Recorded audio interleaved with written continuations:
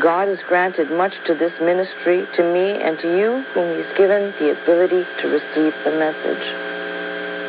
Now, if you have been exercising stewardship over the years, then all this is confirmation of the thing you already know, that you've already come to know is the truth. But I think I'm talking to people who have not been faithful and who have not been stewards, trying to give every excuse under the sun as to why they don't need to be. Just so I can say it for the record, and I've said it many times over, and I'll say it again. Oh, I'm wanting to obviously shore up the ministry and make sure it stays strong for the long run. That could be well after I'm gone, promoted gone. But in the bigger picture, for God's sake, my interest is you're either going to do it here, or you're going to do it somewhere else, or you're not going to do it at all. Don't be a hypocrite about it. The people that say, well, I'm not going to do it there, or I'll do it somewhere else, but then somewhere else never happens, and the fidelity and the stewardship never comes. And unfortunately, most people who are given the charge of a ministry don't have the mindset to tell people when they're starting to wander off and they're starting to stray, because God forbid we should offend. God forbid we should say something that someone will take offense at. Have I ever been concerned about that here? No. And that's actually because I care.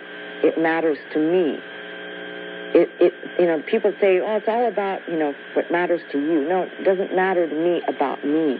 It matters to me, like Elijah talking about the things of God and making that statement of in whose presence I stand. It matters to me in whose presence I'm sitting right now, and wherever I go, that I didn't neglect to tell this one thing, which is this is your responsibility, and whether you do it here or you do it somewhere else, God's looking on to see is stewardship being exercised right across the board.